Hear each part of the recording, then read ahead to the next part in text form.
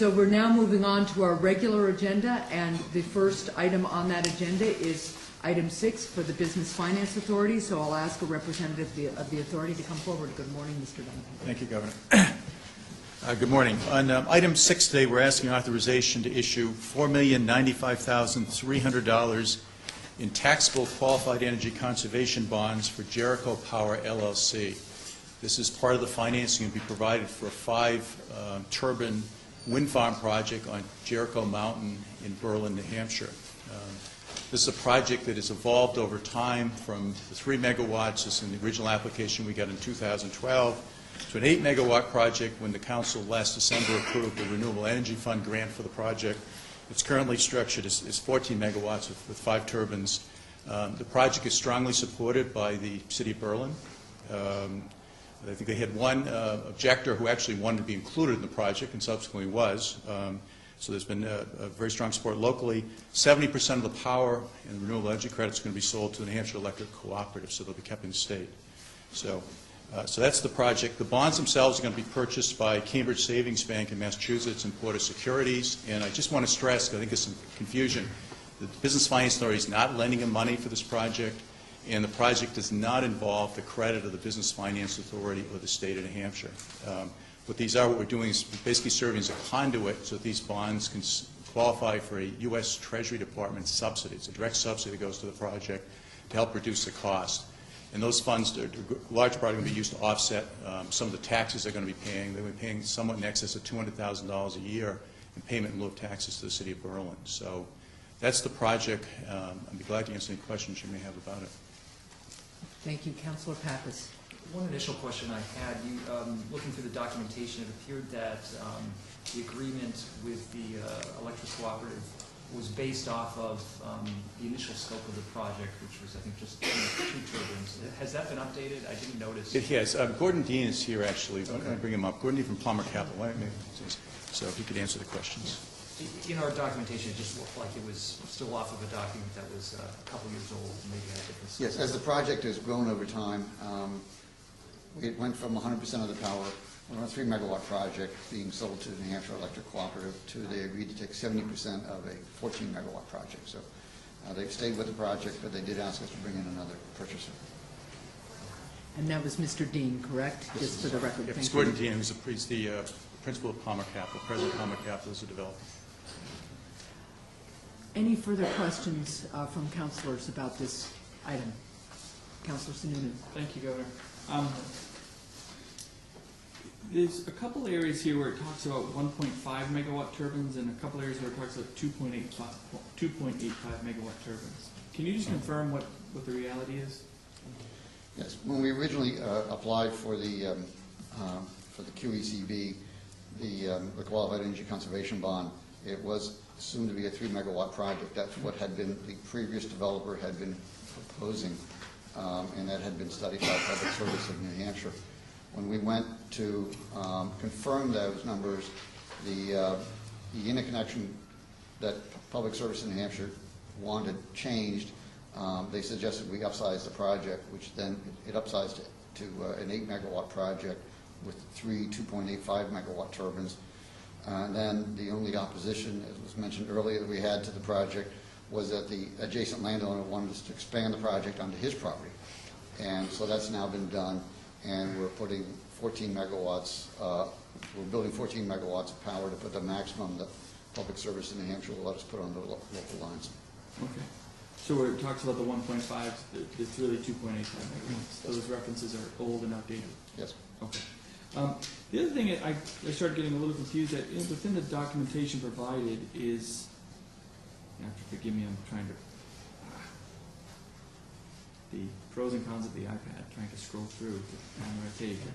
I can't dog here. The Cambridge Savings Bank documentation, and I'll find it here, does reference the $4+ million bond. It also references a $13 million loan and a $13.8 million bridge loan, all in the same document. But so how does all that play into this project? I thought it was I don't understand how that So the bank is providing all the financing for the project. What they'll do is they'll do a construction loan, that's a $13.8 million, until it's completed for construction at that point. Then it converts over to permanent debt at that point, of which $13 million will be just a straight business loan. The maximum we could qualify for the qualified energy conservation is a $4.1 million approximately. So basically it's structured as two loans, but they're providing all the debt for the project. So is it like a $30 million project? Yes. What's the total amount? That's what With all the soft costs, engineering, construction interest, it'll be about $35 million. $35 million.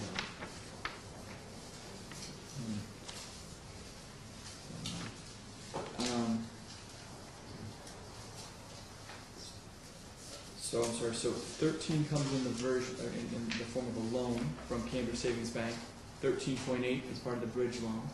There's $4 million in bond obligations. There's question marks here, so please correct me. I'm just trying to make sure I get it all right.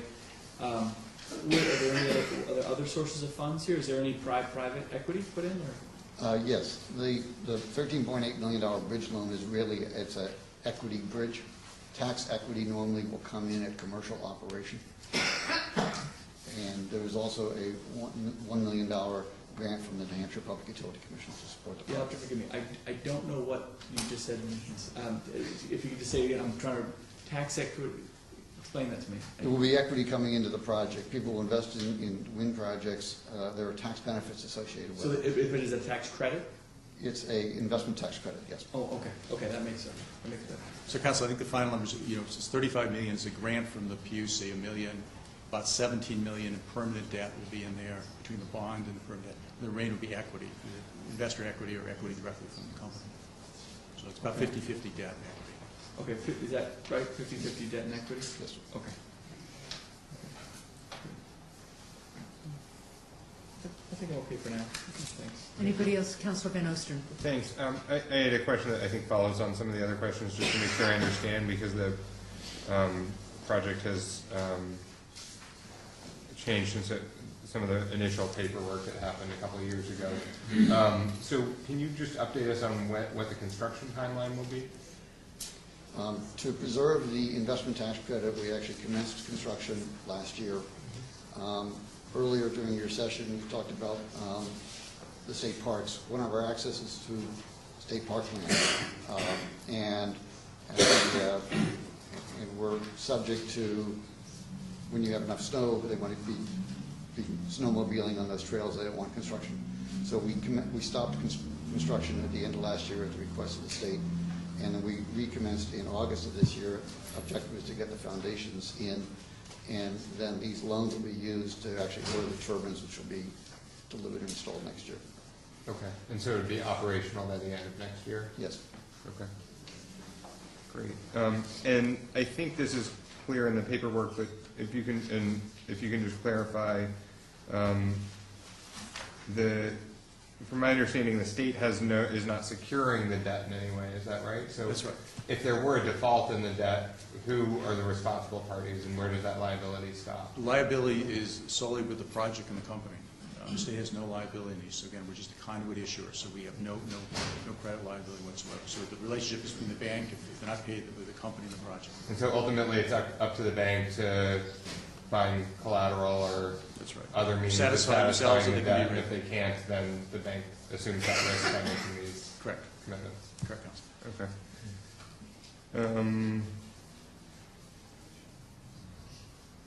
I think those are all the questions I have. Thank you.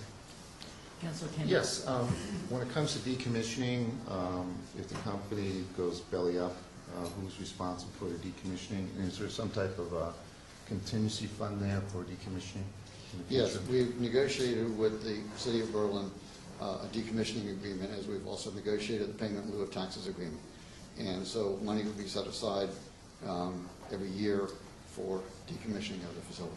Yeah, we know how much it's going to cost to put up 5 turbines, but how much is it going to cost to take them down? There are different opinions on that. The objective is that by the end of the term, that we would have set up a decommissioning fund of approximately $18 million, I think it is. So we're spending over $30 million to put them up and $18 million to take them down. We don't think it's going to cost that much, but that's the number from $12 million, I'm sorry, $12 million at the end. And those are inflated dollars, assuming that we'd be taking it down in 40 years. Yeah, and not that we have the financials, but is there any sense of what, you know, the profit margin is going to be for these wind turbines in the next 15 to 20 years? Hopefully enough to pay the bills and to pay our payment in lieu of taxes agreement. We've shared all those financials with the city of Berlin, and they've heavily negotiated the taxes on that. So, you know, that's all been worked through with the city. Basically, leave enough to make the project worthwhile, but pay as much as we can to the city of Berlin. Now, looking at the project in the long term, I understand it doesn't have to go to the site evaluation committee because the amount of megawatts, but if they do add on to it, say, another, based off of the public utility transmission line expansion, would they then, if it were, say, I don't know how many we're looking at now, how many megawatts we're looking at now? 14 megawatts installed. So they would have to add another 36 before it would have to go to the site evaluation committee? Before it's automatic. We actually took this project to the site evaluation committee with the city of Berlin when it was an 8 megawatt project, and we had a hearing in the city, presented out all the facts, and the SEC voted to not take jurisdiction on the project. Okay. Because I believe, at least the legislation at that time, they had the right to take authority over the project if it was more than 5 megawatts, so they're obligated if it gets to a certain size. Okay. Last question. Do you feel the city of Berlin has the capacity to understand the complexity of this project and the technical expertise to see it through? We've had a very good working relationship with the city. They have outside advice council, and they have done an excellent job of negotiating with us, so I think they have the expertise, yes. Thank you. Thank you. Councilor Pignatelli and then Councilor Van Osten. Thank you, Governor. So I'm just trying to, I'm going to support this, but I'm just trying to understand how much power is going to be provided to the New Hampshire Electric Co-op. Can you tell me in terms that I can understand how many houses this might heat, power, that sort of thing, so I can get an idea of the capacity? I'm afraid I don't have it in terms of number of households. They get 70% of all the power and the renewable energy certificates that we produce from the project. And it's a fairly substantial project. I know the 3 megawatt project we did for the town of Fairhaven in Massachusetts supplies 100% of the municipal power needs. So this would be getting the equivalent of 8 to 9 megawatts of power out of this one project. So that's 3 times that amount. So maybe what 3 municipalities could consume. Thank you very much. And Councilor Van Osten. Thanks, Governor. I just had a follow-up question about the length of the term for the bond. So I think it's 17 or 17 16 and a half years. 16 and a half years. And I'm wondering, I think what you said a minute ago is that the expected life of the facility or of the equipment is in the realm of 40 years. I'm curious if there was consideration given to the proper length of term, and if you thought about making it longer or shorter.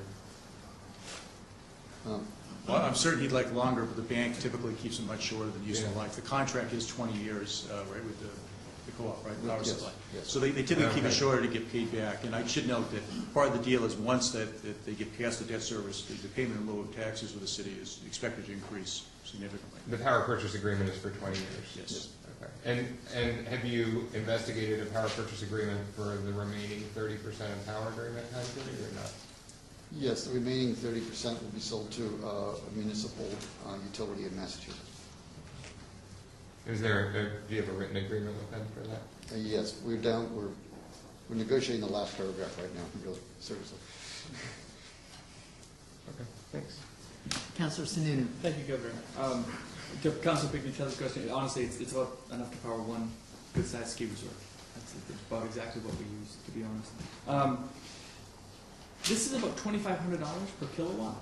That seems kind of high. Is that usually where wind power projects come in? Is that, is that, I don't know, where does that stand? This seems like a high number to me, but I might not be understanding.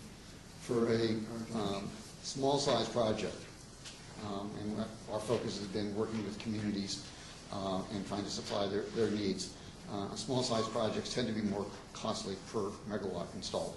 And this is up a mountain to get to the wind, and there's a lot of road construction. But I wish it cost less myself. Yeah, but do you have a sense of where it stands in terms of the cost?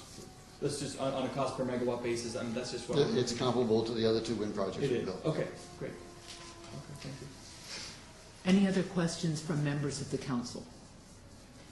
Seeing no other questions from members of the council, this is a public hearing, and is there anyone from the audience who would like to speak to this item? Sir. Thank you.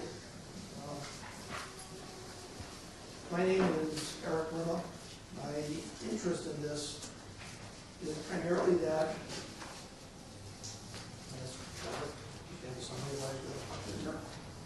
And where are you from, sir? I'm from Boston. Okay. Just have to move this a bit.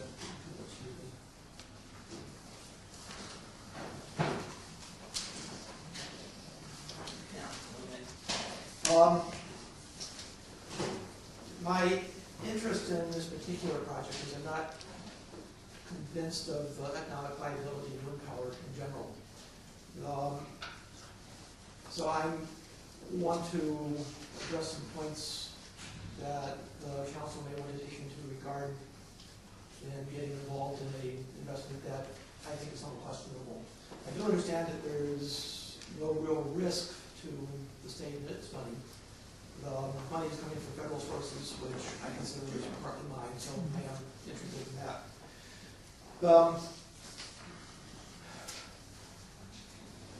One of the things in the RSA is a statement that the council and governor have to decide the sort of facility this is, and there are several choices. The BFA has one of the documents that this is a commercial facility. The rules affecting that cover two things. One is the number of jobs that the project will bring. The answer to that appears to be that there will be several during the construction phase, which will last only 1 year. And after that, the estimate is for 1 1/2 full-time employees. So in terms of pushing the business within the state, we're not going to get very many jobs out of this. The other category, or the other facility that this could be, is a small-scale power plant, which seems to be the obvious choice. There are several rules affecting that. One of them is whether the community will be better off with the existence of the plant than without the plant. The power produced by the plant will be quite a bit more expensive, I believe, than what the New England Electric Co-op is providing now. The estimates I saw was something like $75 per megawatt hour, plus the renewable energy credits, which will bring it up to quite a bit. The power is not reliable. While the project will be for 14 megawatts, a typical wind farm will produce about 30% of that on average. So the average power produced will be about 4 megawatts. There will be a lot of time where it will produce 0 megawatts. So compared to the typical sources that the co-op provides to Berlin, this is an unreliable addition. To make up for that, there will be spinning reserves, other sources of energy to cover the dead time from the wind project. These are typically natural gas plants, some which are designed to be able to load follow quickly so they can respond very quickly to changes in the load. So if the wind goes down, they can ramp up. If the wind comes back up, they can ramp back down. Those tend to be less efficient and more polluting than plants like the natural gas plant in Londonderry, which is a combined cycle plant designed to run at full output all the time. Though apparently we're using that plant as part of the load balancing for the other wind projects in the state. Another point of comparison I would like to point out is that 4 megawatts overall that the power plant will produce is equal to 1/250th of what we get from Seaboard. So in terms of small power plants, it really is. So in summary, I understand that there's no real risk to the state financially, but I'm concerned about overall impacts. Oh, and one other thing I wanted to point out. There are claims that there will be very little impact on the city of Berlin from visual and auditory issues. A lot of this comes from the center of town being next to a mountain that will be blocking the view of Jericho County. However, there's an area south of Berlin called the Cascades that appears to me that will have a clear shot up to the mountain. It will be 2 miles away, which is kind of on a margin for acoustic effects. And one of my main interests in the wind projects are acoustic effects on people. So there may be some surprises on the road that have probably not been I know they've not been well studied because they've not been well studied in any other wind project in the state. Thank you. Thank you. I believe the gentleman next to you wanted to speak. Yes. Ivan Kinchier, Hebron, New Hampshire. Good morning, Governor Hassan and Executive Council members. Thank you for the opportunity to participate in this public hearing regarding the $4 million bond for the BFA for Jericho Power LLC. The legislature was very clear when SB 281 and SB 245 were passed that decommissioning of an operating power plant, particularly wind plant, needs to be carefully considered. In addition, the same statute directing approval of this bond requires the following: will likely be of general benefit to the community as a whole and will promote the general welfare of the state citizens. Rustin, abandoned 500 foot towers will not be a benefit to the community and will not promote the general welfare of the state citizens. It will be a significant detriment to the state. It is important to target the restoration of a site to be as close to the original condition before it was developed. When this project was reviewed by the SEC, representatives for the city of Berlin, who have no experience with industrial wind projects, stated that they were still negotiating the decommissioning agreement and many questions were still unanswered. In my understanding, the decommissioning plan is not yet complete. At least it's not visible on the website if you look in Berlin's website. Actually, there's nothing about this project in the website. I recommend this bond be tabled under a comprehensive decommissioning plan along with a secure funding instrument is in place. Decommissioning needs to include the removal of all the towers and components, the removal of all the concrete, and the restoration to the original state of all areas disturbed during construction and maintenance of the site. Decommissioning should also cover all mitigation of hazardous substances that may be stored or present at the site, and planting of vegetation species originally removed during construction so that the site is restored to as close to its original capacity to absorb carbon, things that are not addressed in the past. Independent experts should also be involved in determining the decommissioning costs, which may include civil engineers, mechanical engineers, and other experts to restore the site to its original condition. This is the last opportunity for the state to get involved before this project commences construction. Please do not allow this bond to be approved without comprehensive decommissioning plan. Thank you for your commitment to represent the citizens of New Hampshire. Thank you, sir. So I'm seeing other hands raised. And how many people total want to speak to this, just so we can have a sense of the logistics of this? 1, 2, 3, 4, 5. Okay, so let's do this in order. There are a couple of people, 2 or 3 on this side, so you all decide which order you're going to get up, and then just introduce yourself and come forward.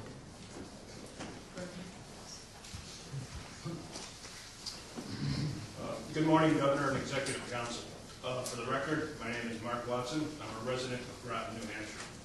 On February 7, 2012, is an important date for the State of New Hampshire Business Finance Authority.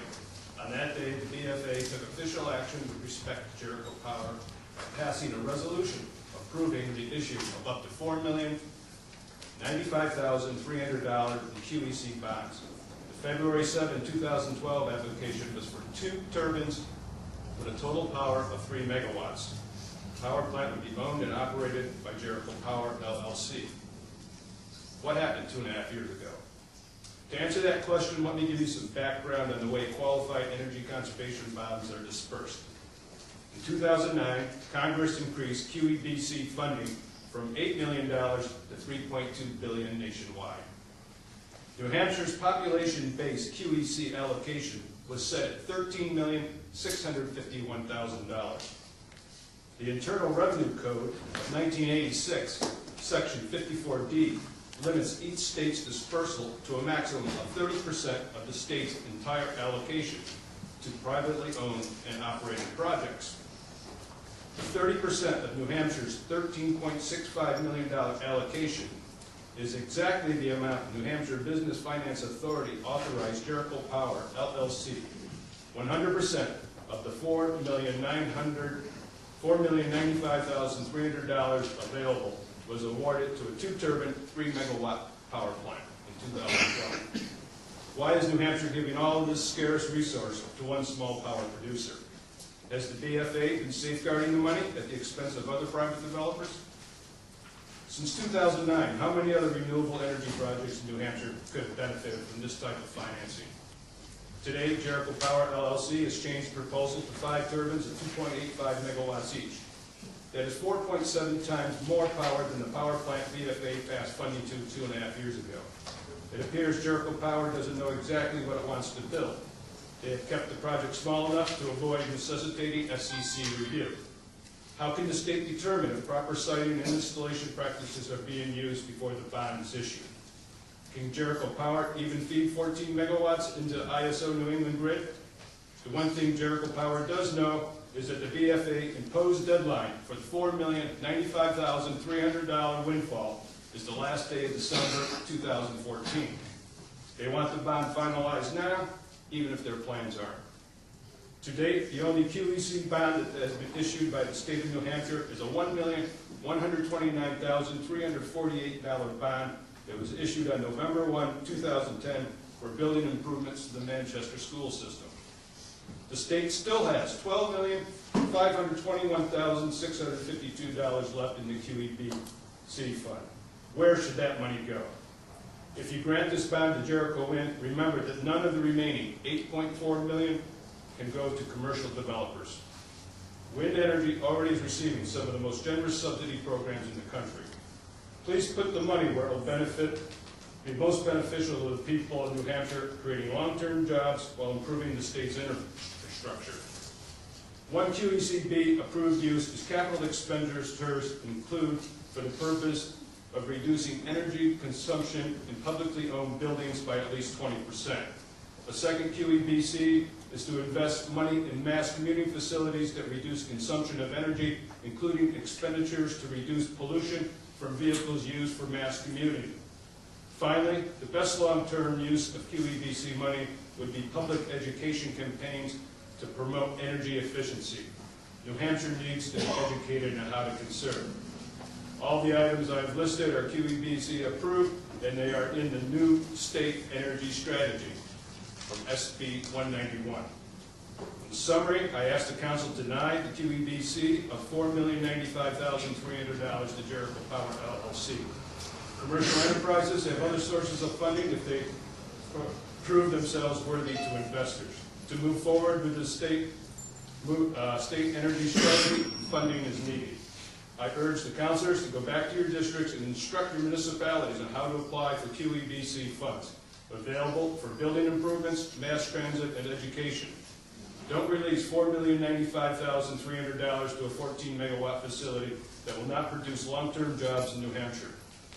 I know I rifled off a lot of numbers and dates, so I have copies of the original application from Jericho Wind and minutes Exhibit 2A from the last BFA meeting, which got us to this point.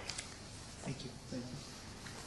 Now, before we proceed, we have a group of young people behind us, so we're going to recess this hearing, which will start again immediately after we greet these boys and girls who, are they from Newmarket? They are actually from Virgin. Is it from the Salem fourth graders? We were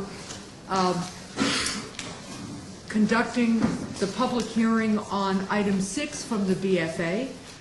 We are now out of recess and back to that hearing. One of the suggestions I'd make, we will hear everybody who is here to speak to this item, but if a previous speaker has made the same points that you want to make, feel free to reference those points just so that we can be as efficient with our time as possible, okay? So with that, ma'am, please come forward and just identify yourself. Thank you. My name is Louise Bartow, and I have come up from Fairhaven, Massachusetts to speak to this. Mr. Dean and Mr. Simul Shah, doing business as Fairhaven Wind LLC, operate 2 industrial wind turbines in our town. I have traveled here specifically to speak to the part of the statute that requires the proposed users of the money of the issued bond to have the skills and finances to operate successfully. Despite pre-construction promises, the turbine project in Fairhaven has been plagued with problems for the abutting citizens and for the town. Our local Board of Health is overwhelmed by citizen noise and health complaints and caught between the town's pressures to keep the turbines running for financial reasons and the need to protect the health of their citizens. This is also true for Mr. Dean and Mr. Shaw's turbine project located in Scituate, Mass. Before issuing this bond, I urge you to look carefully into current health, noise, and economic problems in the Massachusetts towns who have chosen to use Loomis Construction and Palmer Capital to erect turbines, especially Falmouth, Fairhaven, Scituate, Hanover, and Princeton, Mass. What you will find is an expensive series of noise and health complaints, construction woes, economic problems, legal threats, and struggles. In every case, you will find a large discrepancy between what is promised before construction and what actually occurs after construction. This morning, I'm here to speak as quickly as I can about the claim prior to construction in Fairhaven that there would be no noise issues and no health complaints. However, and I was in the audience on January 24th, 2012, when the town was told this specifically. In the first weeks after startup in May 2012, there were so many complaints by the citizens who live in close proximity that the Board of Health, our local Board of Health, had to turn to the state Mass DEP, Department of Environmental Protection, for help resolving the issue. I'm going to try to just go quickly because I know a lot of people want to speak, but in a very compressed series of time, there was a large group of problems. There was testing that occurred. I have all of this information. I'm happy to give it to the board and to the press. Essentially, there were 10 nights of testing. I was present on many of them as a citizen advocate for the abutters. On 5 out of the 10 nights, there were violations. There was an immediate curtailment of the turbine, and that has since been negotiated by Fairhaven Wind and other bodies behind closed doors with the exclusion, with no abutters present, to a slightly lesser curtailment. There is curtailment as we speak right now. Mr. Dean and Mr. Shaw have consistently laid the blame for the noise and health problems on the abutters themselves and dismiss and vilify anyone who questions the outcomes of their projects. All eyes in Fairhaven are now on the lawsuits in Falmouth, where Judge Muse has issued a temporary injunction that limits the operating hours of their 2 town-owned turbines, Wind 1 and Wind 2, from 7 a.m. They can only operate during the day. They are temporarily shut down 7 p.m. to 7 a.m. Monday through Saturday. The suit connected with this injunction is brought by the town of Falmouth against its own zoning board, which found the town-owned turbines to be a nuisance to neighbors. Mr. Shaw of Loomis Construction was the contractor on one of those turbines. No matter what the developers say before construction, industrial wind turbines are extremely loud.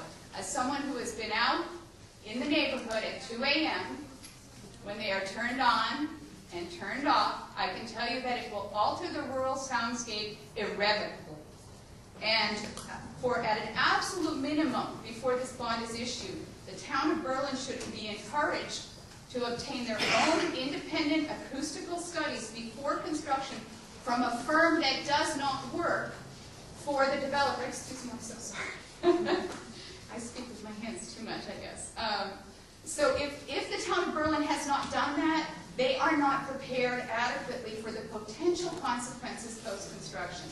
The abutters in Fairhaven certainly wish that they had invested in such a study. I attended a talk by Mr. Shaw that was said, that presented the turbine projects in Fairhaven and Situate, and I'm going to, I hope, with his permission, steal his title. It's not all rainbows and ponies, is what he said. Thank you for your time. Thank you. Yes, of course. Can I just ask, I didn't catch your name. Louise Bartow. Thank you for being here. How far away are the wind turbines from where people are having problems? Actually, I'm very glad you asked that, because I prepared a map. I'm sorry, I only printed out one copy. That's all right. We can But if you can share it, the red dots are where the complaints have been lodged. The 5 dots are where the exceedance of the state noise regulation has been found. And I think there's one more for the testing locations. So I've gone into it. There's actually a document here that I brought from the Department of Environmental Protection, and it's an interim report on the testing, and it explains the process, the protocol, and the results. I will say that the state of Massachusetts wants very much that these turbines keep operating, and they have really left the abutters to the projects with really no resources. The town, I will tell you that the town board of health are overwhelmed.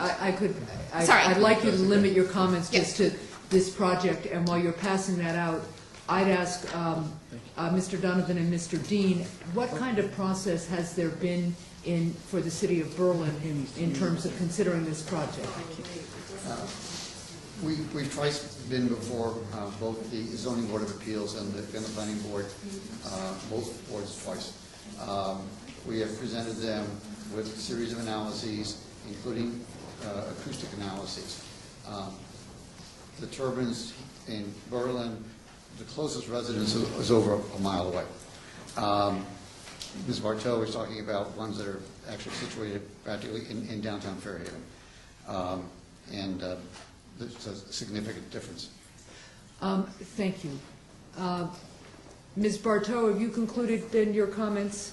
Yes, absolutely, unless anybody has any other questions. I brought documents both from Fairhaven Wind themselves that they shared, as well as the DEP, so that you don't have to just put my words for it. Thank you very much.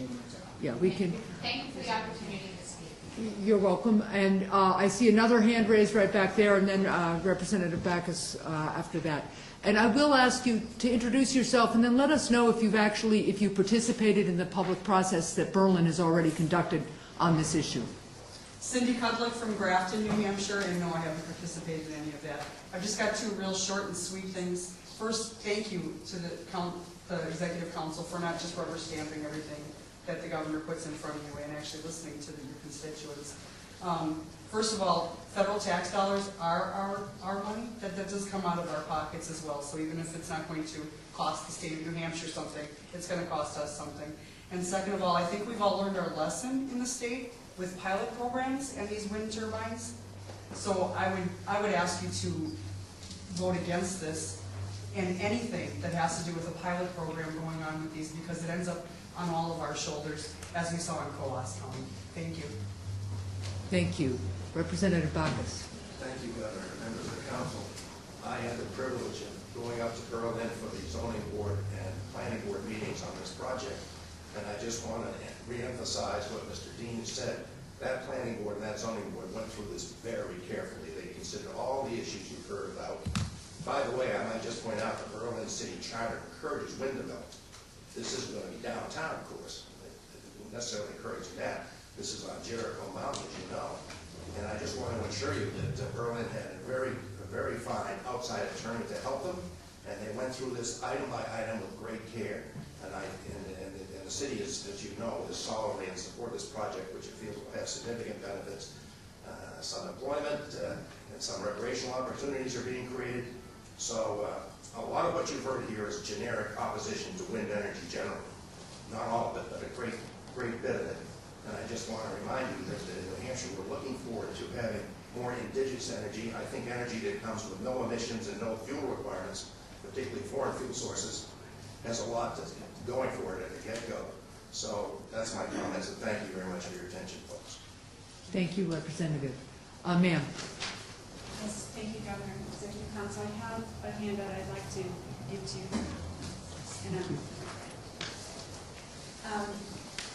Thank you for the opportunity to speak with you today. My name is Lisa Lynn. I'm a resident of the state of New Hampshire. I was not part of the proceedings that went forward in the city of Berlin at the time. I did not realize this project had grown to the size that it had, so and that was only happened really earlier this year. I've come before you today to ask that you either delay action on this bond or deny it outright until we could get more information about the finance package as well as details on the project. I have 3 points that I want to make in reference to the filing that raised doubt as to whether the applicant has met the obligations under RSA 162 I-9, subparagraphs B1, B2, and B5. And if I could just quickly say with regard to our comments just heard, popular view of wind energy does not eliminate your obligation to meet the law in front of you, and that's what you're going to need to, there are specific findings you have to make under 162I. With regard to the site itself, the application before you, we've heard is 5 turbines, 2.85 megawatts each, 14.25 megawatts. What is also part of the public record, but I have not found it in any of the documentation that was presented to the City of Berlin, or to the Site Evaluation Committee, or to the Business Finance Authority, is that this project is capped by the ISO New England at 12.05 megawatts in size. They are not allowed to run that project any greater than that.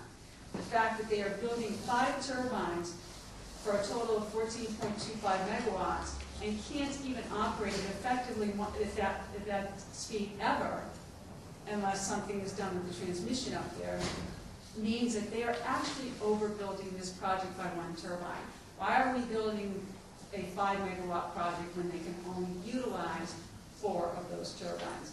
Iberdrola, Brookfield Renewables, the developers that have built wind projects in this state would never over-design a project like this. They simply would not throw capital at a project when they could not recoup the cost. The only time that I've seen this ever done where a project has been overbuilt and there's a significant amount of public dollars being poured in. I couldn't understand why that was the case. We've got a $4 million bond being requested here, a $1 million grant coming from the state of New Hampshire, and now today I understand why he is overbuilding this project, because he's going for the investment tax credit. The investment tax credit at the federal level has said it gives you 30%, under current law, it gives you 30% of your capital costs in terms of a tax credit. The more expensive your project is, regardless of what it produces, the more money you get in tax credits. That's why this project is over-designed. At the very least, the state of New Hampshire will be wasting this money on an added turbine that will not be used. And I would highly recommend that point number 1. Point number 2, which is a significant point, and I hope that you will listen carefully to this. The New Hampshire RPS is designed to provide a revenue stream to developers of renewable projects in addition to the energy they're selling. That is the purpose of an RPS. This project is capped, even at capped at 12.05 megawatts, will produce somewhere in the range of $30 million in REC revenue, renewable energy credit revenue, over its 20-year life. I have to ask why we're offering additional public funding to this project. No other wind energy projects built in the state of New Hampshire has come for handouts, other than the RPS. The RPS is a policy they're taking advantage of. This is a handout. With that said, there is no condition in the bond, or from what I can determine of the $1 million grant that was given this project, that requires that the RECs stay in the state of New Hampshire. That money, that $1 million grant that was given a year ago, and I'm going to come back to it applies here, that funding that goes into the renewable fund comes from penalties that we as ratepayers pay because our utilities have failed to meet the RPS obligation. So they're paying alternative compliance payments. That money in turn went to this project, to which there is no obligation to require that those RPS recs stay in our state. And we learned today, I learned today, that 30% of it is going to be sold out of state to meet Massachusetts' RPS obligation, not ours. Not only that, New Hampshire Electric Co-op, there's no obligation, I trust, that if they do buy the recs, they are obligated to keep those recs here in the state. If they're in excess of what their need to retire to meet their obligation, they could sell them to the highest bidder. And I can tell you the highest bidder is Massachusetts, not New Hampshire. That's a problem. And you have an opportunity to fix that. If you're going to allow this bond to go forward, fix it by imposing that obligation on the bond. In the years 2011 to 2013, that paper that I handed out to you, New Hampshire ratepayers paid $45 million in alternative compliance payments because of our failure in the state to keep our recs in the state. That should be remedied. And finally, my last point, I've been actively involved in the SEC process. I was an intervener or directly involved with 7 dockets that have been before the SEC, all of them wind energy projects, including Leinster, including Antrim Wind, including the Groton Wind enforcement proceeding that's going on right now. Your obligation under 162 I-9 is to find that the applicant, the proposed user, has the skills and financial resources necessary to operate the facility successfully. This is akin to what the RSA 162H 16 requires the SEC to find that the applicant has the adequate financial, technical, and managerial capability to assure construction and operation of the facility. If this project were to go through the SEC process, I can tell you today, it would not withstand the rigors of the adjudicative process. It would not. And I appreciate that maybe the City of Berlin has worked hard to do this. I've read the minutes from the City of Berlin. There is nothing compared to what the SEC will put this project through. So according to the Department of Energy's website, these bonds are among the lowest cost public financing available. The state of New Hampshire was allocated $13 million. 30% of that maximum could go to a private entity.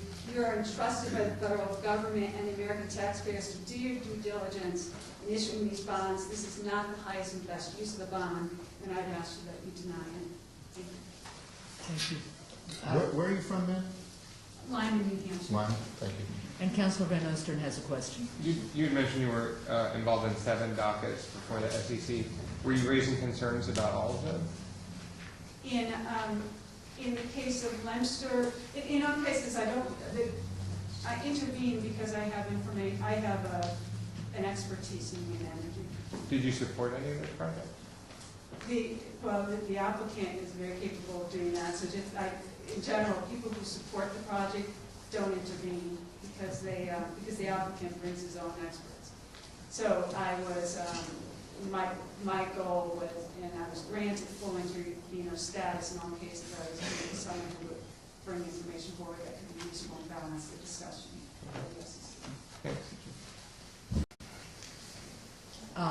Ma'am, yes.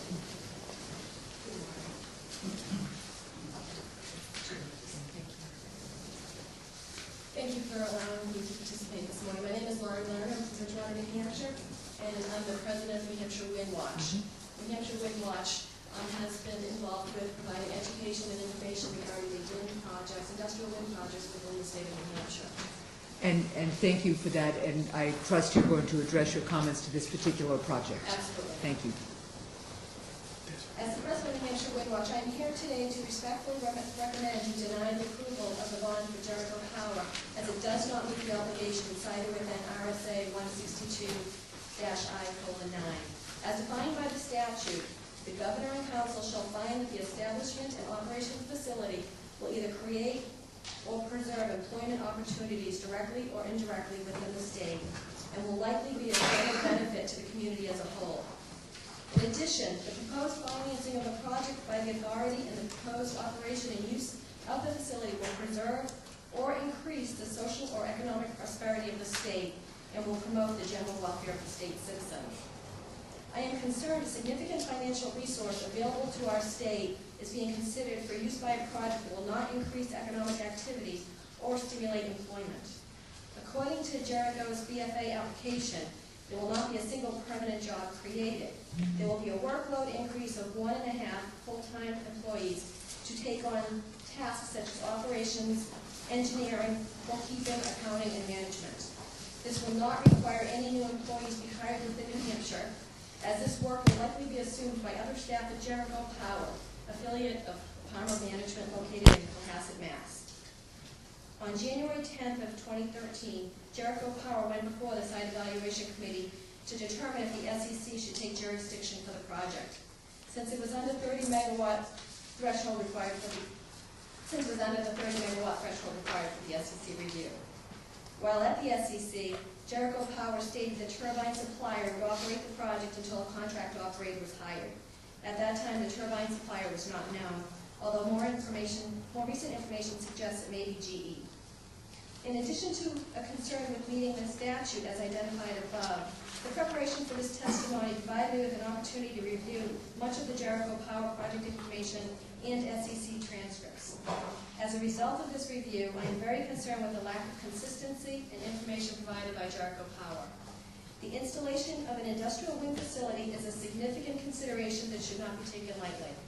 There needs to be a tremendous amount of due diligence on the part of the siting board, whether that be the SEC, the local select board, the planning board, zoning board, to ensure the project will do no harm to the residents, the visitors, and the state as a whole. Based on my preliminary review, I do not believe the appropriate due diligence has been completed.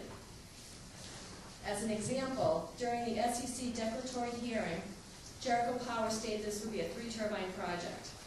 Although the original BFA application shows it as a 2-turbine, 1.5 megawatt each project, and the public notice for this hearing shows it as a 5-turbine project.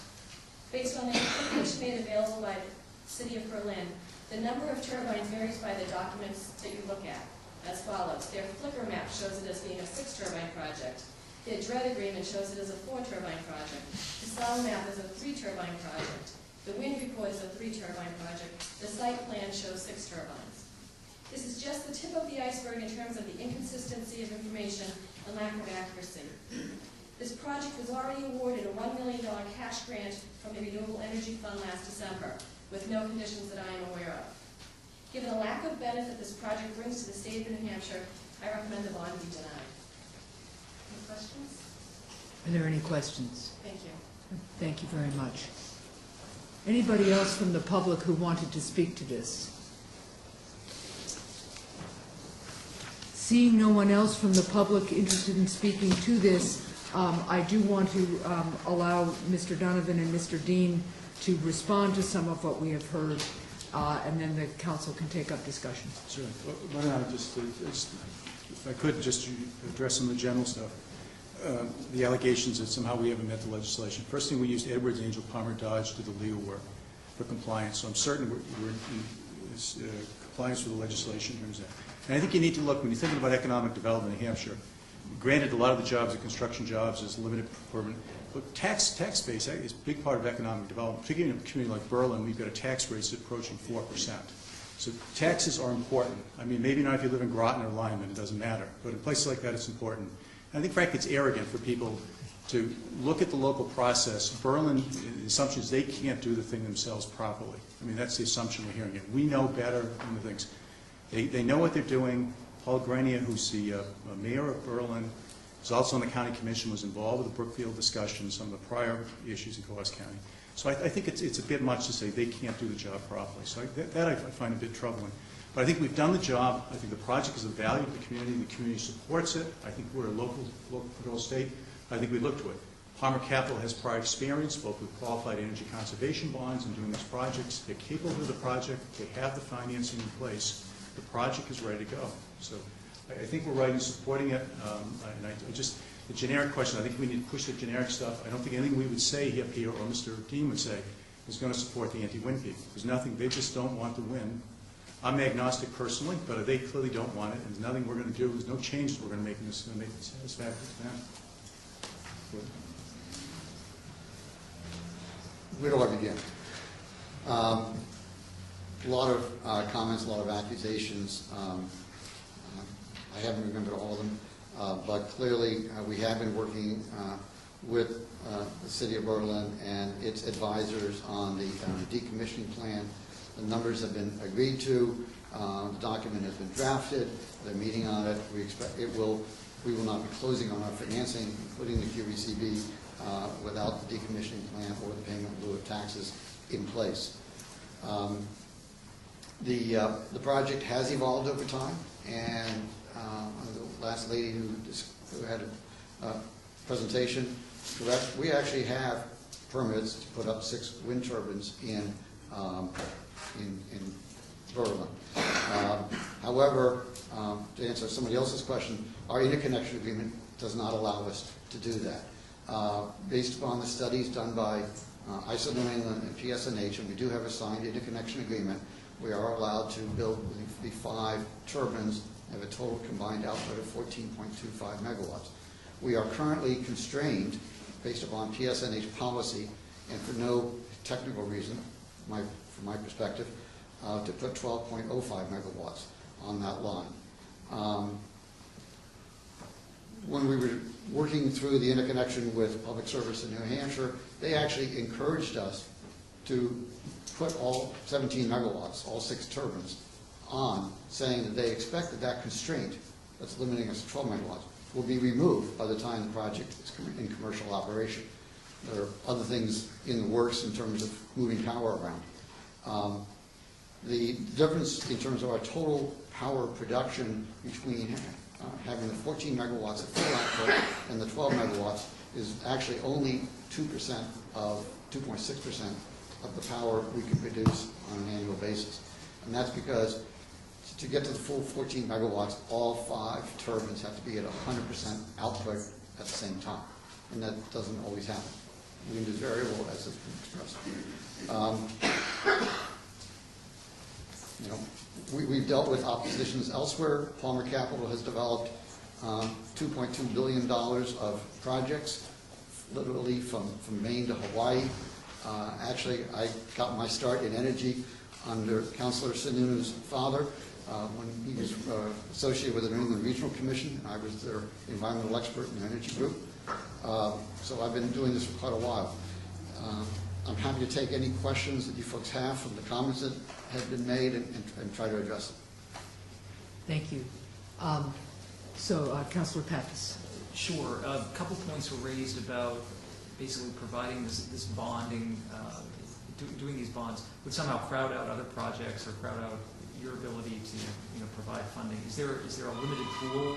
Well, there is a limited pool. There was a little over 13 million approved the state. They're very difficult to use, very, very difficult. They carry Davis-Bacon wage rates with them, etc. Manchester made some concerted effort, and Manchester had a direct allocation. They also got Hillsborough counties.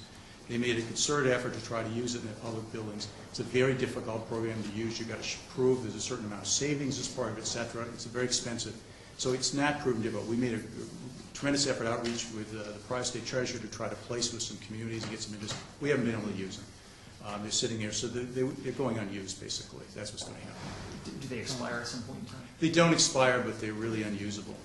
There's no limit on them. There's still 8-point-something million if some municipality wanted to step forward. We tried to get some counties interested, et cetera, but it's very difficult. They work well with something like this because there's a relatively low labor component to the whole project, because you do have those wage rates you have to pay as part of it, so it does work for that. But it's a very difficult program to use. So nobody's being blocked out. Councilor Pignatelli. Thank you.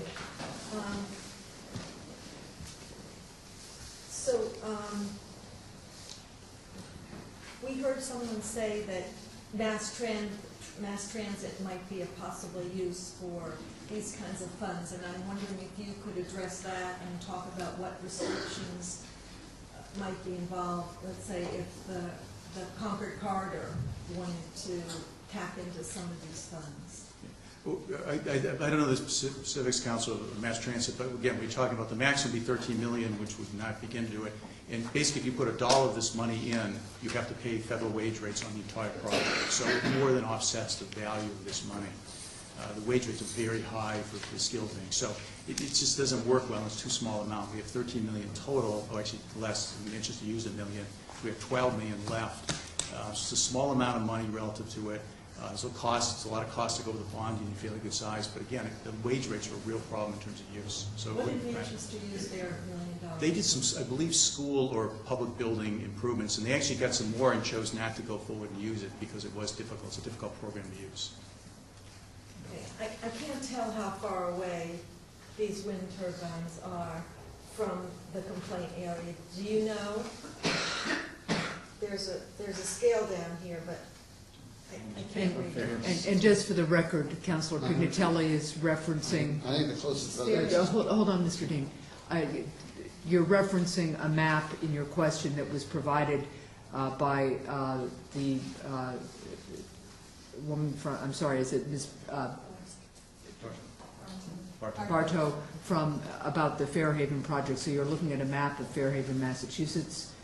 And so go ahead, Mr. Dean. I believe, I'm trying to do this from memory, I believe the closest residence may be 900 feet from turbines. So will you take a look at this map and tell me where most of the red and yellow dots are? Are they about 2 miles away? Any of them about 2 miles away? I don't think any of them are close to 2 miles away. You wouldn't be on this map if you were 2 miles away, I don't believe. Thank you.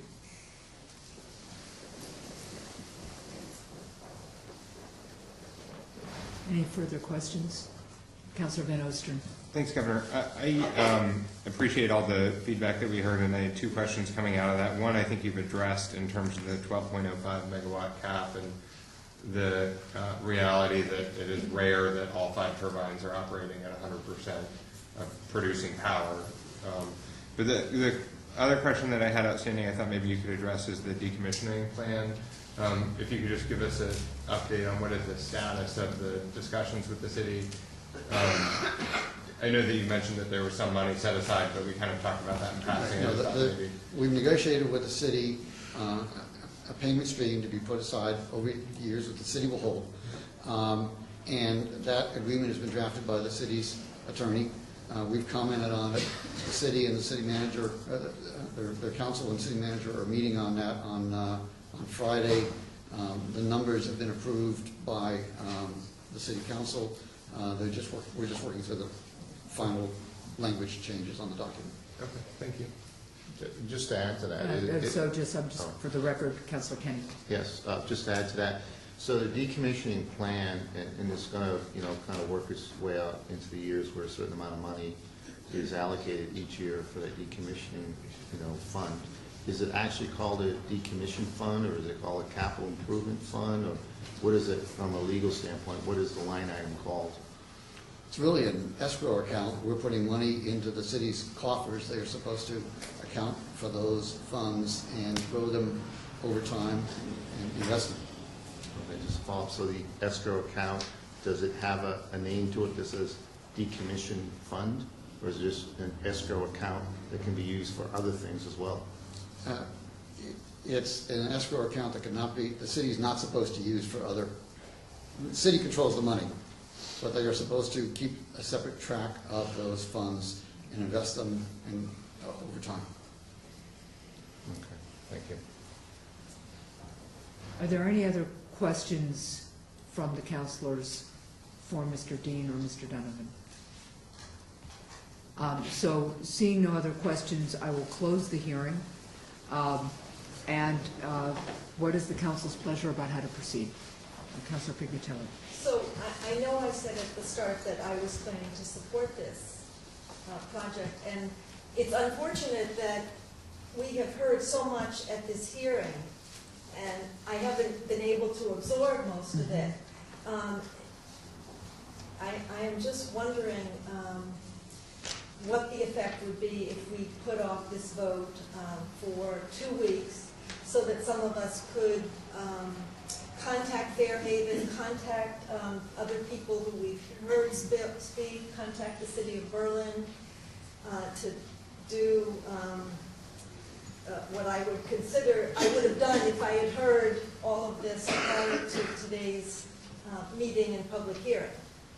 So I'm wondering what the other councilors think about that, and if we could hear what the result would be from putting this vote off for an additional 2 weeks. So why don't we start with that information?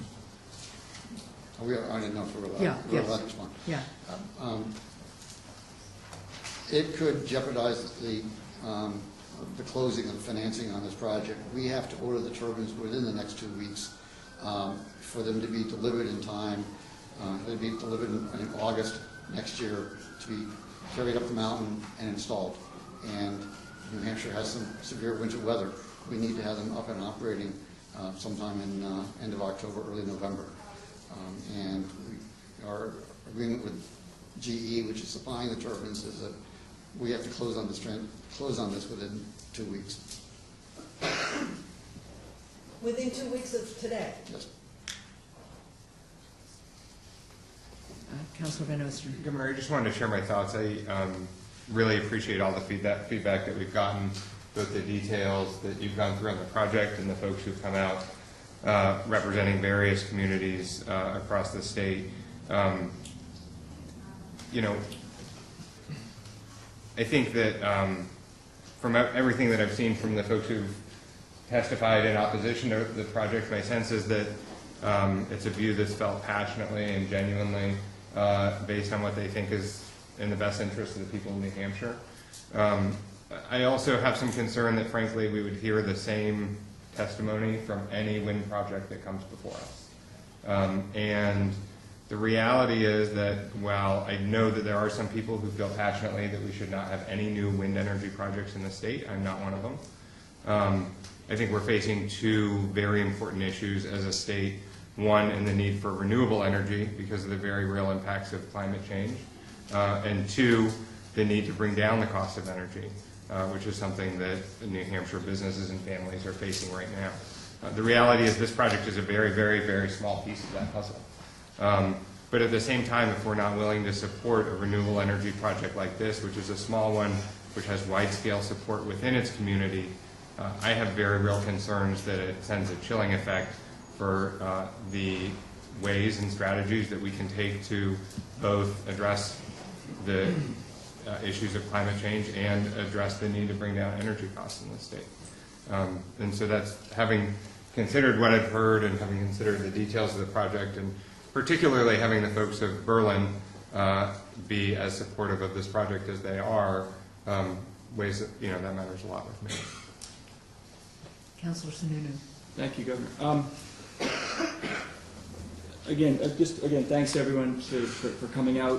While I appreciate Councilor Van Oosteren's comments, there's a lot of tax dollars involved here. And when you do the math, the fact that you're capped at 12, a wind power project does have an overall efficiency of about 30, 35, 37%, whatever you want.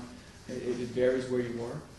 You're really looking at an effective rate of 4 megawatts for $35 million. This will be one of the most expensive per megawatt power plants in New England, and at the taxpayer's expense. And so we can talk about lowering energy rates. I think this 4 megawatts is an absolute drop in the bucket, but someone's got to pay for that, and that's the taxpayer. So I don't see how we can support this project, frankly. It makes no financial sense whatsoever.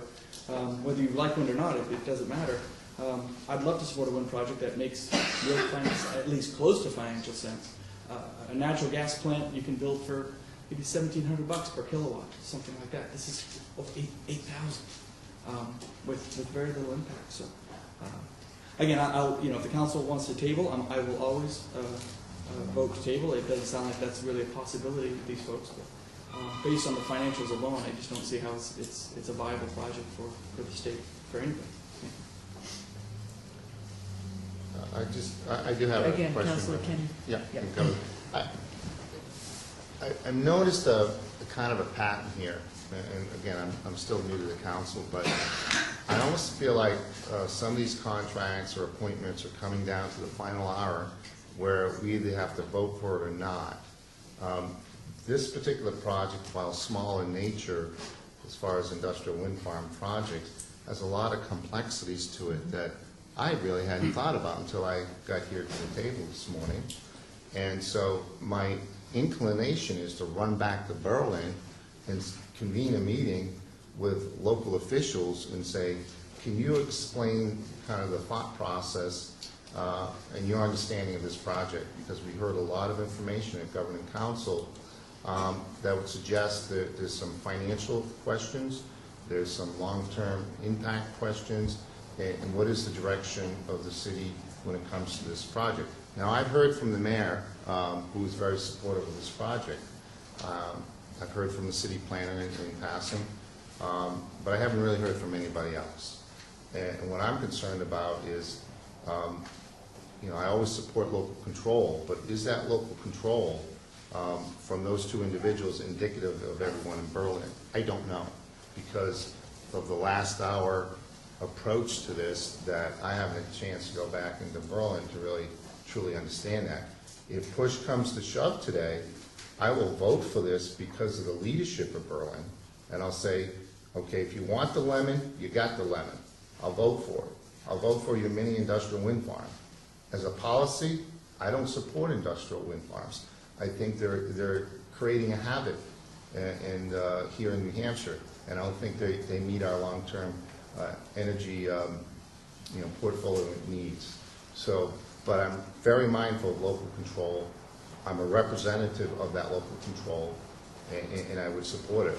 But I support Councilor Pignatelli's thought about tabling this and trying to find out a little bit more information on the support level and the complexities of this project. Because the site evaluation committee is not involved in this, except from the beginning they were involved, but they're not involved today. So, and that's where lies our expertise. So we don't even have an opportunity today to even call up some of those committee members and say, hey, what do you think of the Jericho project? I'm kind of like my hands tied behind my back because I don't really have all the information that I need. But having said that, I just wanted to express that. Councilor Pappas. Yeah, just succinctly, I mean, I think the question here today is not really how we feel about industrial wind generally, or whether we feel that the folks in Berlin, negotiated well and had all the facts at their fingertips. I think, we've heard that they did. But I think the question here is the financial implications of this, whether or not we believe this is going to create jobs and there's a public benefit to doing this. And if we do, then I don't think there's anything that should prevent us from going forward with this bonding today. I think there has been a lot of work that's going on. I agree with Councilor Van Oster, and I think there are a lot of these concerns continually raised about projects like this. I don't think many of those concerns are specific to this project in Berlin. I think they're more general concerns. But I think the question that we've got to answer is, does this make sense to use the bonding authority of the BFA to provide these bonds for this project, and not a larger question about wind generally. Thank you. How does the council want to proceed with this? Well, I would just say, I think based on what we're hearing, we probably have to vote on it, right? I mean, it sounds like tabling it doesn't help.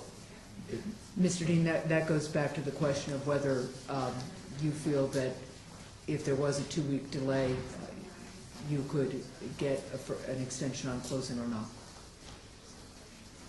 Unfortunately, I can't answer that question. GE is not at the table. Mm-hmm. They're actually planning to sign this agreement next week, and the payments are due a week after that. Mm-hmm. We currently have people, some New Hampshire residents, working on site right now.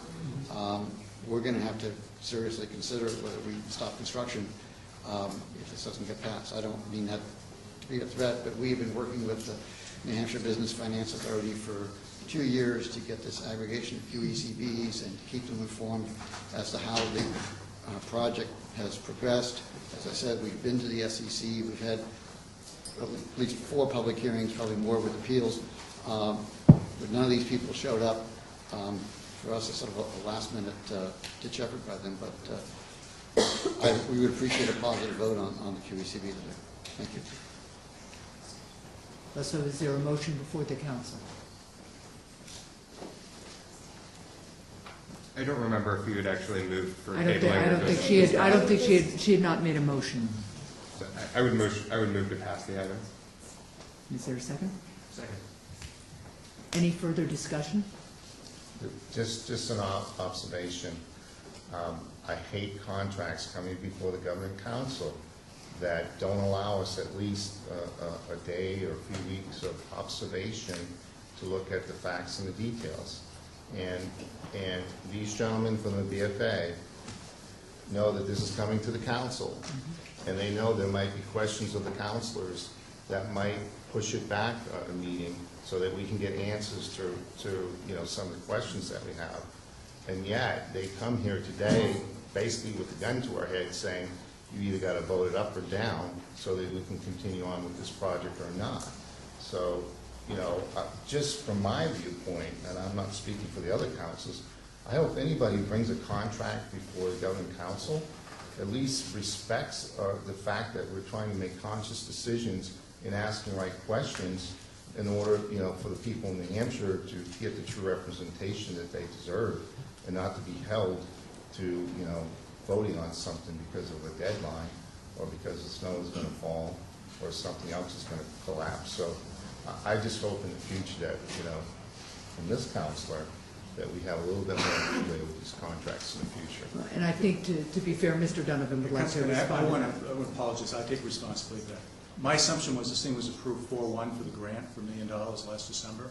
I didn't think there was going to be a lot of this kind of controversy, quite frankly. No. I mean, I was, I guess, on the right side or wrong side, something of it at that time, but that was my assumption. I appreciate I thought that the hearing had been held on, but kind of in the discussion that went through, and that this was kind of a follow-on, because that was a $1 million grant for the project. It was certainly much more substantial than serving as conduit financing. So I'm responsible, and Right. not Mr. Dean, I am. So Well, I take responsibility. may I respond to that? Yeah. Sure. There's a lot in this application that has not been updated. There's a lot of this is old paperwork in here, so the new stuff from the unit, from the cooperative with the new turbine increase, and there's other documentation that if it weren't more current, that I would understand, that there was due diligence to give us the most fresh and current information. But again, I just want to articulate, I've got people out there that are going to be impacted by this project, and they're not going to have, in my judgment, a fair say at the governing council table that their voices were heard. Because I am going to vote for this project, because the leadership of Berlin has indicated they want it. They're going to get it. But I just want to let them know, that it's the process I'm concerned about. Thank you. So we have a motion before us and a second. All in favor of approval of item 6, please say aye. Aye. Roll call? Oh, it's a roll call vote, correct? Thank you. So, Karen, would you please take the roll? Council Kenny. On behalf of local control, yes. Council Van Osten. Yes. Council Sununu. No. Council Paplas. Yes. Council Picatelli. Yes. And the roll has been called. The item passes 4-1. Thank you very much. Thank you very much. Item 7. And now we see another wonderful group of young people